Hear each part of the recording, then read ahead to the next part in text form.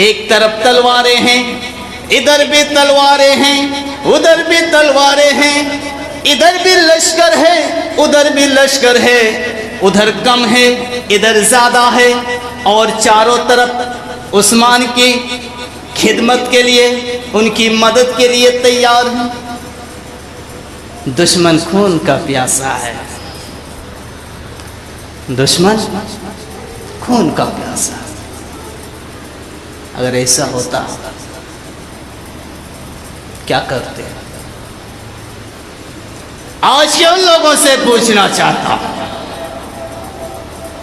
किसी का भी घर हो, दुश्मनों ने घेर के रखा है, मदद के लिए कोई आ रहा है, आप इनकार करते? कोई नहीं करता। उस्मान गनी रज़ी अल्लाह तआला अन्हु ने कहा मुझे नहीं चाहिए। इधर इशारा आबरू पर गर्दन कटाने के लिए तैयार है।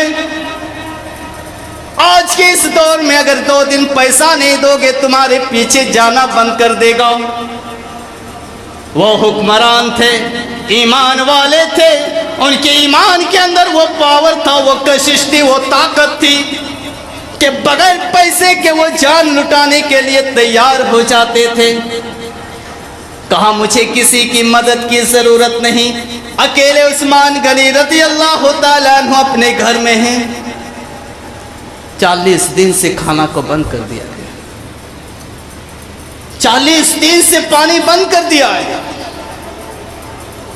जुल्म की दास्तां मुसलमानों बयान करे तो कौन बयान करे, जुल्म की दास्तां बताए तो कौन बताए।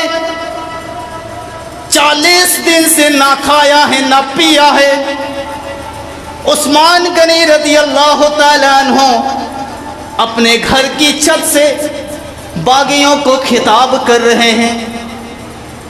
उन लोगों, वो कौन था जिसने मदीना में पानी की जरूरत थी, मुसलमानों को पानी चाहिए था, वो कौन था जिसने तुम्हें पानी खरीद कर दिया, कुआं खरीद कर दिया?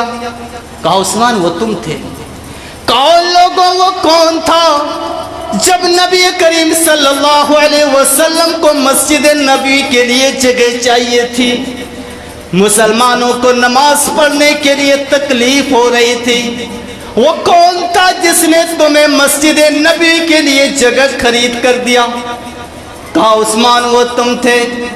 कहा उन लोगों, वो कौन थे जिन्होंने एक ही जगह पे खड़े होके 700 ऊंट और एक घोड़ा अल्लाह के रास्ते में कुर्बान किए थे?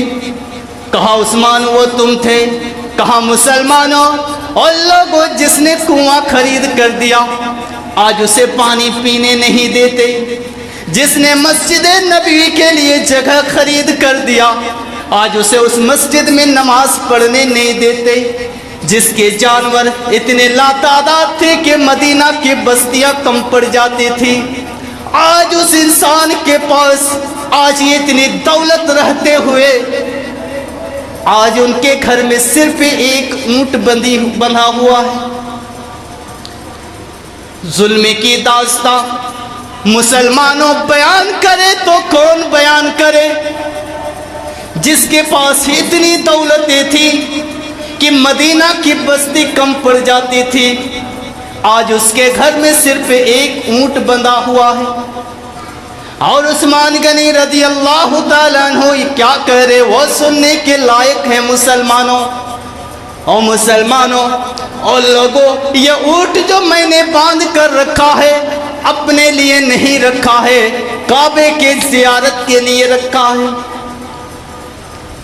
आसमान वाले तो भी गवाह रहना, जमीन वालों तो भी गवाह रहना कि उस्मान की मिल्कियत में इतनी दौलत होने के बावजूद सारी दौलत अल्लाह के रास्ते में कुर्बान कर दी, आज उनके पास एक ऊंट की सेवा कुछ भी नहीं। उम्मुल मोमिनीन आयशा सिद्दीक़ा रज़ी अल्लाह तआला अन्हा बातों को सुनती है कि नबी का दामाद उस्मान 11 दिन से ना कुछ खाया है ना पिया है, अपने घर की छत से बागियों को खिताब करके पानी मांग रहा है, पानी तलब कर रहा है। किस चीज की गुरूर करते हैं? जिसने पूरी दुनिया के अंदर अफ्रीका, रूस, एशिया सबको फतह किया, 11 दिन से भूखा और प्यासा है। जुल्म की दास्तान कौन बयान करे? उम्मुल मोमिनीन आयशा सिद्दीका रज़ियल्लाहु पानी मस्किज़ा पर पानी भरती हैं और खच्चर पे सवार होती हैं और उस्मान गनी रज़ियल्लाहु ताला अन्हो के घर की तरफ चलती हैं। जब पानी लेकर जाती है, दुश्मनों ने देखा नबी की बीवी का भी एहतराम नहीं किया, नबी की बीवी का भी कोई वैल्यू, कोई हमदर्दी नहीं। मस्किज़ा पीछे से खंजर मारा, मस्किज़ा फाड़ दिया। पीछे से खंजर मारा, खच्चर को नबी करीम सल्लल्लाहु अलैहि वसल्लम की बीवी को लेकर खच्चर सहराओ। मुसलमानों, जुल्म की दास्तां बयान करे तो कौन बयान करे? अली को पता चलता है कि नबी का दामाद भूखा और प्यासा है। वो भी ऐसा दामाद जिसने अल्लाह के नबी सल्लल्लाहु अलैहि वसल्लम ने 2 बेटियां निकाह में दिए थे। अपने दोनों बेटों को पानी देकर भेजा, जाओ आज सरवर कायनात का दामाद, सहाबाए कराम का सरखैर, नबी करीम सल्लल्लाहु अलैहि वसल्लम का दामाद मुहम्मदुर रसूलुल्लाह सल्लल्लाहु अलैहि वसल्लम की जुबान अक़दस से जन्नत की बशारत पाने वाला प्यासा है। हसन तुम जाओ, हुसैन तुम भी जाओ, नबी के दामाद को पानी देकर आओ। नबी के दामाद को पानी देकर आओ, अपने कालू के घर पानी देकर आओ। जुल्म की दास्तां मुसलमानों बयान करे तो कौन बयान करे? अली ने कहा, बेटों, उम्मुल मोमिनीन आयशा सिद्दीका को भी पानी लेना जाने नहीं दिया गया। हसन तुम जाओ, हुसैन तुम भी जाओ, खालू के घर पानी देकर आओ। और दौलत के गुरूर करने वालों, कभी इसी तारीख की बातें बयान करने से मुझे अफसोस होता है। उस्मान तेरी शराफत का क्या कहना? देखा कि हसन और हुसैन आ रहे हैं, बागी रोक रहे हैं, दुश्मन रोक रहे हैं। उस्मान गनी रज़ियल्लाहु ताला अन्हु ने जोरों से आवाज दी, ओ नबी के नवासों, मैं तुम्हें तुम्हारे नाना के रब की कसम देकर कहता हूं, उस्मान के लिए ना लड़ो, लड़ना है तो रब के लिए लड़ो। पानी वापस लेकर चले जाओ। मैं नबी करीम सल्लल्लाहु अलैहि वसल्लम के नवासों को तकलीफ में देखना गवारा नहीं करता। मुसलमानों, जुल्म की दास्तां बयान करे तो कौन बयान करे? 39 रोज गुजर गए हैं, ना कुछ खाया है ना पिया है, नियत से रोजा रखा हुआ है।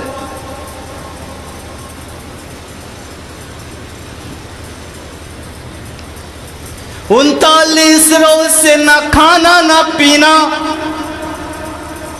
कुछ आने के लिए नहीं दिए, नियत से रोजा रखे हुए। अमीरुल मोमिनीन उस्मान गनी रज़ी अल्लाह तआला अन्हु की अहलिया हजरत नाइला, मगरिब का वक्त होता है, मगरिब की आवाज, मगरिब की आजान की आवाज आती है। दौड़ते हुए आई, उस्मान आज तो रोजा इफ्तार करने के लिए घर में नमक भी मौजूद नहीं, रोजा कैसे इफ्तार करोगे? जुल्म की दास्तां बयान करे तो कौन बयान करे? उस्मान आज तो घर में नमक भी नहीं कि रोजा इफ्तार कर सको।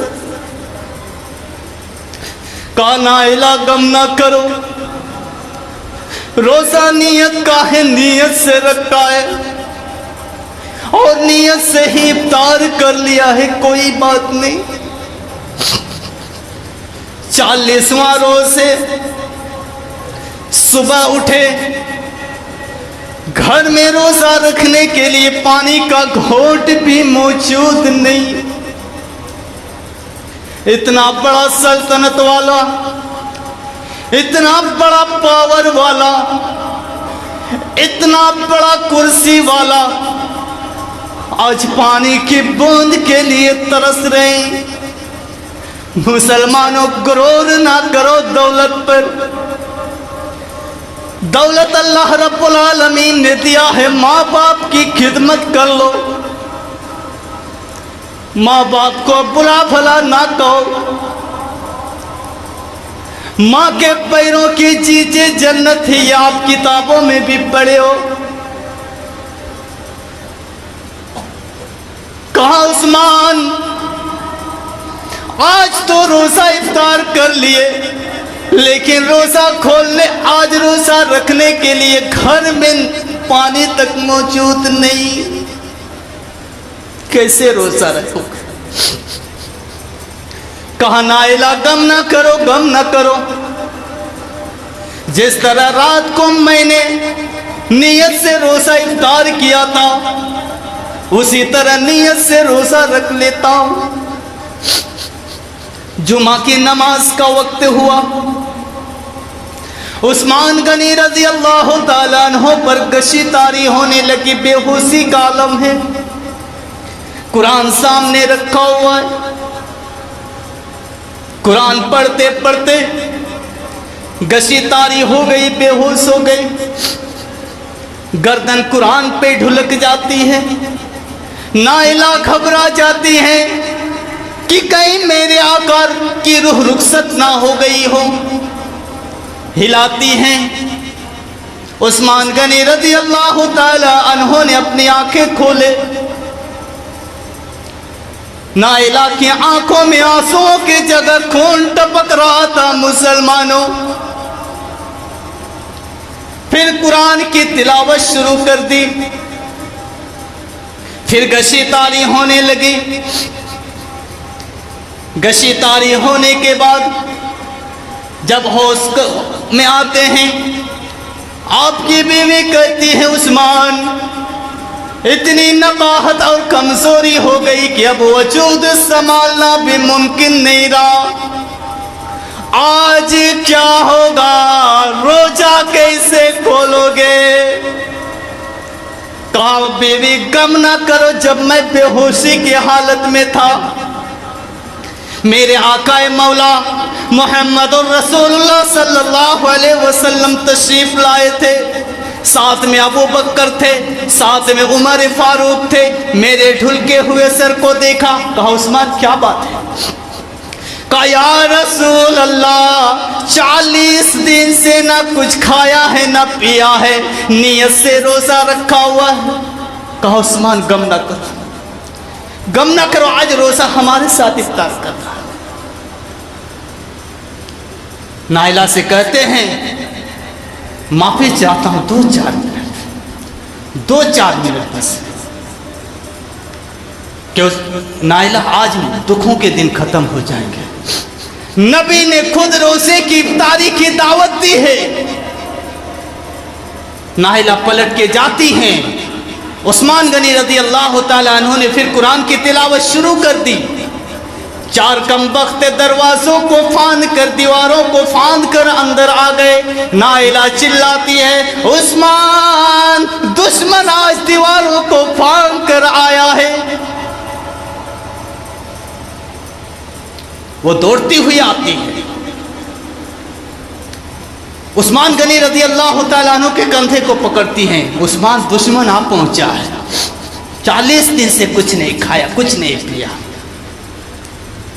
का नाइला, रोजे का आखिरी दिन है, मेरी निगाहों को कुरान के औराक से ना हटाओ। मैं चाहता हूँ कल रोज़े क़यामत जब अल्लाह रब्बुल आलमीन पूछेगा, उस्मान दुनिया से आते हुए आखिरी निगाह किस पर डाली थी, तो मैं कह सकूँ, परवरदिगार, जब मैं दुनिया से रुखसत हो रहा था, जब रूह निकल रही थी, उस वक्त मैं तेरे कुरान के औरात में अपनी नजरों को जमा के रखा था। 4 कमबख्त आ गए अंदर।